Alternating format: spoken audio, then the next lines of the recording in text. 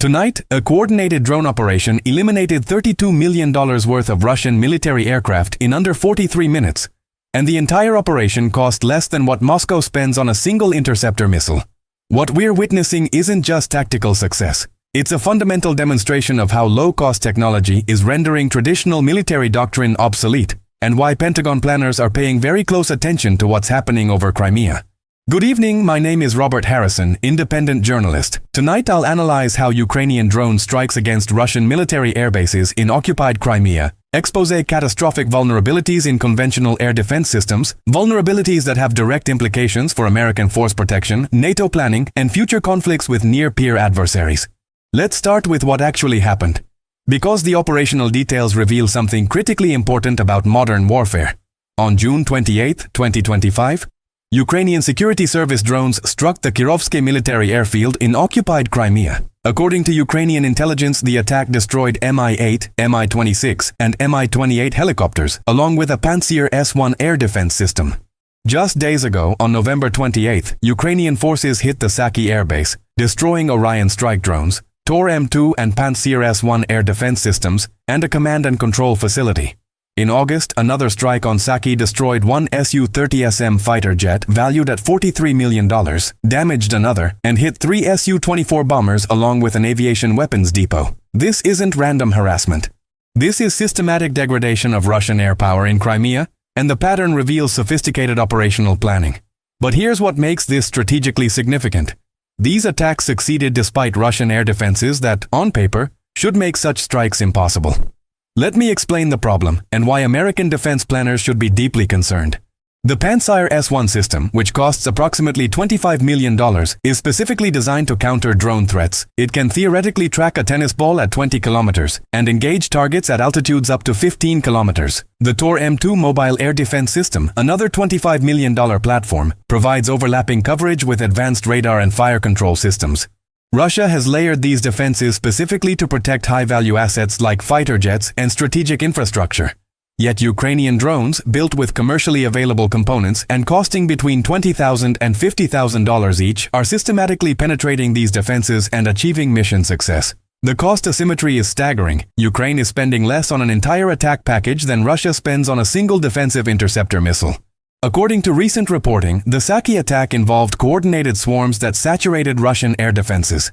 Ukrainian operators used low-cost decoy drones to trigger missile launches and overwhelm tracking systems, while precision strike drones approached from different vectors. This isn't improvisation. This is doctrine, refined through hundreds of operational sorties, and it's working. Here's what the technical specifications don't tell you. The Pantsir system was optimized to intercept cruise missiles traveling at 300 meters per second. When faced with slow-moving drones flying at 11 meters per second, the tracking algorithms struggle. The system literally cannot process that something would fly that slowly on purpose. It's a fundamental software limitation that no amount of expensive hardware can overcome. The Tor M2 has a different vulnerability. Its radar sweeps in elevation bands, scanning high altitude, then medium, then low, in a 4-second cycle. That creates predictable gaps that Ukrainian operators have learned to exploit. By timing approaches to coincide with upward radar sweeps, drones can cover critical distance while the system is literally looking the wrong direction. But perhaps the most revealing detail is this. Russia's own Pantsir systems are being destroyed in these attacks. The Ukrainian security service head claimed earlier this year that Ukraine had destroyed 48% of Russian Pantsir systems. Russia manufactures approximately 30 per year. The attrition mathematics are brutal and unsustainable. Now let's talk about what this means strategically, because the implications extend far beyond Crimea. Kirovsky and Saki airbases are critical nodes in Russia's Black Sea operations. These facilities support combat aviation, provide logistics for naval operations, conduct surveillance and reconnaissance, and serve as staging points for attacks on Ukrainian infrastructure. By systematically degrading these bases, Ukraine is achieving strategic effects without engaging in costly ground combat or risking high-value assets like manned aircraft. The economic calculation is remarkable. An Mi-28 attack helicopter costs approximately $12 million. An Su-30SM fighter jet runs $43 million. The Ukrainian drones destroying them cost a fraction of 1% of their target's value. This return on investment would be impressive in any context. In military operations, it's revolutionary. But here's the broader implication that should concern Western defense establishments. If Ukrainian drones built with commercial components can systematically defeat Russian integrated air defense networks, one of the most sophisticated and layered in the world, what does that mean for American carrier battle groups facing Chinese drone swarms? What does it mean for NATO airbases if an adversary deploys similar capabilities? What does it mean for the survivability of high-value platforms that take decades to develop and cost billions to procure? The answer is uncomfortable. Our current defense architecture may be fundamentally mismatched to emerging threats. Consider the broader campaign. Throughout 2024 and 2025, Ukraine has launched dozens of strikes against military airbases in Crimea. Satellite imagery and open-source intelligence confirm fires, secondary explosions, and structural damage at facilities across the peninsula. Russian officials consistently claim to have intercepted all drones, yet fires keep burning and aircraft keep exploding. The gap between official statements and observable reality is instructive. Ukraine's approach reveals sophisticated understanding of integrated air defense networks. Recent attacks have specifically targeted radar systems and fire control units before striking primary targets. By destroying the sensors that guide interceptors, Ukrainian operators blind defensive systems before precision drones deliver payloads. This suppression of enemy air defenses doctrine, traditionally executed by expensive cruise missiles or high-risk manned aircraft, is now being performed by autonomous drones. The psychological impact cannot be overstated. Crimea was supposed to be secure Russian territory, protected by layered defenses and geographic distance from Ukrainian forces. Russian military personnel stationed there expected rear area safety. Now they're experiencing direct strikes that destroy multi-million-dollar assets while they watch helplessly. That fundamentally changes morale, operational tempo, and risk calculations. Russia's response has been predictable but strategically costly. They're redeploying additional air defense systems to Crimea, pulling assets from frontline positions where they provide coverage for ground forces.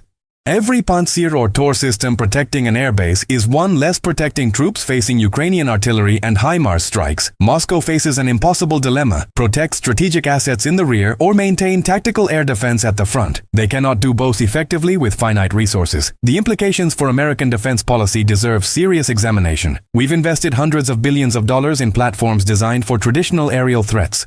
The F-35 program alone exceeds $1.7 trillion over its life cycle.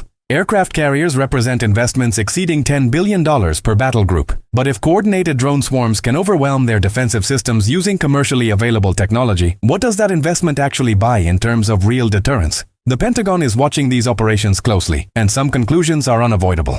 First, expensive exquisite systems optimized for Cold War scenarios may struggle against distributed low-cost threats. Second, the side that can produce and deploy autonomous systems faster and cheaper holds significant advantage. Third, traditional metrics of military power, things like number of tanks, ships, or aircraft, may matter less than technological adaptability and industrial capacity for mass production. Ukraine is demonstrating that you don't need technological superiority to achieve strategic effects. You need operational creativity, rapid iteration, and the ability to exploit enemy vulnerabilities. Ukrainian engineers are developing new drone variants in months, not the years or decades required for traditional weapons platforms. When Russia adapts defenses, Ukraine adapts attacks. This cycle of innovation favors the more agile side, regardless of total defense spending. There's also a deterrence dimension worth examining. These strikes send a clear message. Russian military assets are vulnerable anywhere in occupied territories, and protection is uncertain even with advanced air defenses. That complicates Russian operational planning, forces defensive investments that strain resources, and creates psychological pressure on personnel who thought they were safely beyond Ukrainian reach. For NATO allies, particularly those in Eastern Europe, the lesson is clear. Traditional air defense architecture designed around expensive interceptors may not provide adequate protection against future threats. The alliance needs to seriously examine how to counter mass drone attacks without bankrupting defense budgets through unsustainable interceptor costs. The technology barrier to long-range strike drones is dropping rapidly.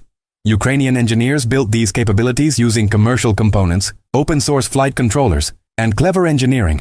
If Ukraine can do this while fighting an existential war, what prevents other state or non-state actors from acquiring similar capabilities? The proliferation implications are significant for regional stability and homeland security. What happens next depends on several factors.